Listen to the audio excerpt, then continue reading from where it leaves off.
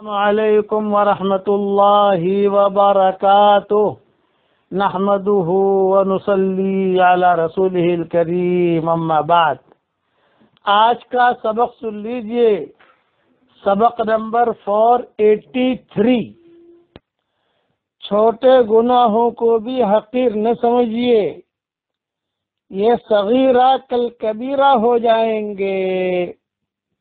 تو میں نماز پر مضمون دے رہا تھا، وہی مضمون چل رہا ہے، لیکن بیچ میں یہ مختصر چیز سمجھانے کے لیے کہہ رہا ہوں کہ صغیرہ گناہوں کو بھی حقیر نہ سمجھو، یہ صغیرہ کل کبیرہ ہو جائیں گے۔ تو نماز کا چھوڑنا یہ تو کبیرہ گناہ ہے، تو کبیرہ گناہ سے کتنا آدمی اللہ سے دور ہو جاتا ہے۔ حضور صلی اللہ علیہ وسلم فرماتے ہیں، صغیرہ گناہ کو بھی ہلکا نہ سمجھو، خدا کی طرف سے اس کا بھی مطالبہ ہونے والا ہے۔ نسائی اور ابن ماجہ وغیرہ میں یہ حدیث ہے۔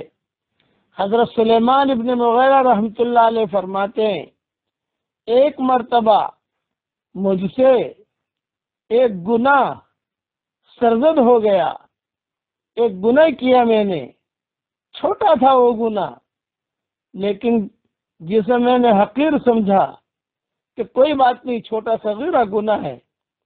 رات کو میں سویا تو خواب میں دیکھتا ہوں کہ ایک آواز لگانے والا آواز لگاتا ہے اور مجھ سے کہہ رہا ہے کہ اے سلیمان، صغیرہ گناہوں کو بھی حقیر اور ناچیز نہ سمجھ، یہ صغیرہ کل کبیرہ ہو جائیں گے۔ وہ گناہ چھوٹے چھوٹے ہوں اور انہیں کیے ہوئے بھی عرصہ گزر چکا ہو، لیکن اللہ کے پاس وہ صاف صاف لکھے ہوئے موجود ہوتے ہیں۔ برائی سے اپنے نفس کو روکے رکھ، اور ایسا نہ ہو جا کہ مشکل سے نیکی کی طرف آئے، بلکہ اونچا دامن کر کے بھلائی کی طرف لپک۔ بعض مرتبہ چھوٹے چھوٹے گناہ جمع ہو کر اللہ تعالیٰ اس کو نیکی کرنے سے محروم کر دیتا ہے۔ اس لیے کہا، برائی سے اپنے نفس کو روکے رکھ، اور ایسا نہ ہو جا کہ مشکل سے نیکی کی طرف آئے، بلکہ اونچا دامن کر کے بھلائی کی طرف لپک۔ جب کوئی شخص سچے دل سے اللہ سے محبت کرتا ہے تو اس کا دل اڑنے لگتا ہے، اور اسے خدا تعالیٰ کی جانب سے غور و فکر کی عادت الہام کی جاتی ہے۔ اپنے رب سے ہدایت طلب کر اور نرمی اور ملائمت کر، ہدایت اور نصرت کرنے والا رب تجھے کافی ہوگا۔ جب یہ بات ان کو پہنچی تو یہ بہت روئے، اور پھر اللہ کے سامنے ہاتھ پھیلایا اور دامن پھیلایا اور کہا کہ اللہ، میں نے چھوٹا ہی گناہ کیا ہے، لیکن تو مجھے معاف کر دے، اب میں صغیرہ گناہ بھی نہیں کروں گا۔ آواز آئی کہ ہم نے تجھے معاف کر دیا۔ اس لیے یہ سبق دینے کا میرا مقصد یہ ہے کہ ہمارے تو بڑے بڑے گناہ ہوتے ہیں، نمازوں کا اہتمام نہیں ہوتا، قرآن پاک کی تلاوت نہیں کرتے۔ ایک نصیحت یاد رکھنا، گناہ اگر ہوں گے تو دوسرے گناہ کو کھینچے گا، نیکی کریں گے تو دوسری نیکی کو کھینچے گی۔ یہ بہنیں ہوتی ہیں، گناہ دوسرے گناہ کی بہن اور نیکی دوسری نیکی کی بہن۔ وَمَنْ يَقْتَرِفْ حَسَنَةً نَزِدْ لَهُ فِيهَا حُسْنًا، قرآن شریف میں اللہ فرماتے ہیں کہ جو بھی آدمی نیکی کرے گا تو دوسری نیکی کرنے کی توفیق ہوگی۔ اس لیے اللہ تعالیٰ سے نیکی کرنے کی توفیق بھی مانگیں۔ اب جو ہے، چونکہ نیکی کرنا ہے تو میں آپ کو ایک مختصر چیز بتا رہا ہوں جو اللہ کو پسند ہے۔ سبحان اللہ و بحمدہ، سبحان اللہ العظیم پڑھ لیجئے۔ یہ جملہ اللہ کو بہت پسند ہے۔ اگر اللہ ہمیں دکھائی دے اور اللہ کو ہم پوچھیں کہ اللہ تجھے کیا پسند ہے، تو جواب یہی آئے گا کہ مجھے یہ پسند ہے۔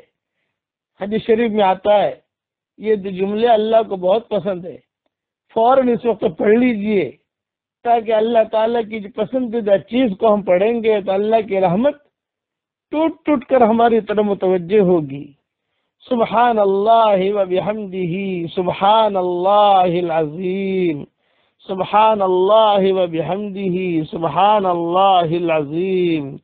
اللہ تعالی ہم سب کو عمل کرنے کی توفیق عطا فرمائے، اور جماعتوں کے ساتھ نماز پڑھنے کی اللہ ہم سب کو توفیق عطا فرمائے۔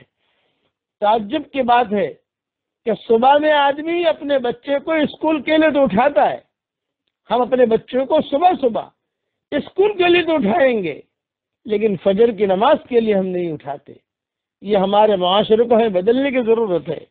میرا ایک جملہ یاد رکھنا، اگر ہم نے اپنے اسلام پر اور دین پر مکمل طریقے سے عمل کیا تو انشاءاللہ رات کو ایک ٹھنڈی ہوا چلے گی یا دن میں ایک ٹھنڈی ہوا چلے گی، اور اللہ تعالیٰ سب کے دلوں کے اندر اسلام کو اور ایمان کو داخل کر دے گا۔ صبح اٹھو گے اور اخبار دیکھو گے تو لکھا ہوا ہوگا کہ فلاں ملک نے اسلام قبول کر لیا، فلاں ملک نے اسلام قبول کر لیا، فلاں ملک نے اسلام قبول کر لیا۔ ہواؤں کے ذریعے سے اللہ دین کو پھیلائے گا۔ اللہ تعالیٰ ہماری آنکھوں کو ٹھنڈی کرے، وہ دن اللہ ہمیں دکھائے کہ ہم ہواؤں کے ذریعے سے اللہ دین کو دنیا میں پھیلائے۔ آمین آمین۔ السلام علیکم ورحمۃ اللہ وبرکاتہ، وآخر دعوانا ان الحمد للہ رب العالمین۔